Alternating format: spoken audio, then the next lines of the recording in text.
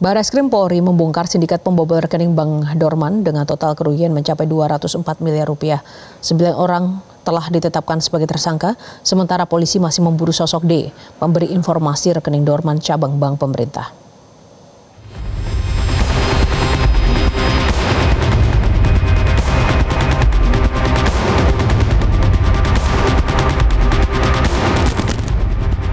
Direktorat Tindak Pidana Ekonomi Khusus Ditipideksus Barreskrim Polri membongkar jaringan sindikat pembobolan rekening Bank Dorman dengan total kerugian mencapai 204 miliar rupiah.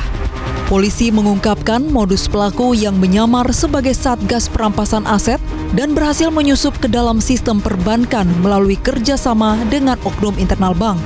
Para pelaku menyasar rekening-rekening dorman atau rekening yang tidak aktif untuk kemudian memindahkan dana secara ilegal sebelum akhirnya terdeteksi oleh pihak bank yang segera melaporkan ke Barreskrim. Kegiatan pembobolan ini dilakukan di luar jam operasional bank dan salah satu eksekutornya merupakan mantan teller bank yang diberikan akses untuk memindahkan dana 204 miliar rupiah ke 5 rekening penampungan tanpa sepengetahuan nasabah. Barreskrim telah menetapkan 9 orang tersangka yang terbagi dalam 3 kelompok, yakni kelompok oknum karyawan bank, kelompok pelaku pembobolan, dan kelompok pencucian uang.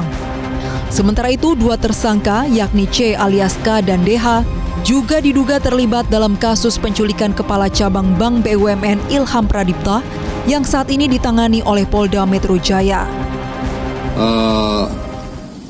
Pemberi informasi rekening Dorman tadi di Polda Metro tadi diinformasikan inisial S ya. Untuk di kita inisial D yang saat ini dalam proses pencarian. Terkait dengan masalah rencana ini sedang terus kita komunikasikan dengan penyidik Polda Metro untuk mendapatkan fakta. Nanti akan kita informasikan lebih lanjut. Terima kasih. Mantan Kepala PPATK Yunus Hussein mempertanyakan mengapa pihak bank begitu mudah percaya terhadap modus yang digunakan pelaku sebagai Satgas Perampasan Aset. Nggak ada Satgas Perampasan Aset, itu tidak ada. Perampasan aset kan dalam negara hukum kita ini tidak mudah ya. Harus ada penetapan pengadilan dan itu urusannya penegak hukum lah yang sebagai yang meminta atau yang melaksanakan perampasan itu. Kalau dalam hukum pidana yang mengeksekusi untuk rampas itu ya itu kejaksaan. Nggak ada orang sipil jadi mutasargas. Inilah diperlukan pengetahuan dari orang-orang termasuk pimpinan cabang bank tadi. Kenapa kok dia langsung percaya? Satgas itu bentuknya ada surat keputusannya, ada SK individual, kemudian apa tugasnya, dan orang sipil jadi Satgas itu dari mana ceritanya itu? Dalam aksinya, para pelaku pembobol rekening dorman kantor cabang Bank BUMN ini hanya butuh waktu 17 menit untuk memindahkan uang 204 miliar rupiah ke rekening penampung.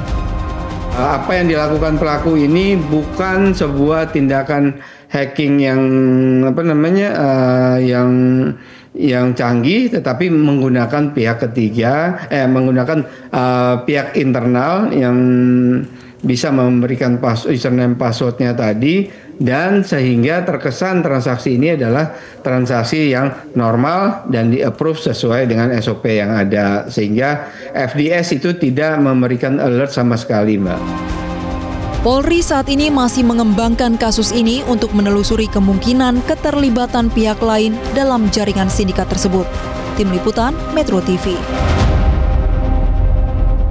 Jelajahi cara baru mendapatkan informasi. Download Metro TV Extend sekarang.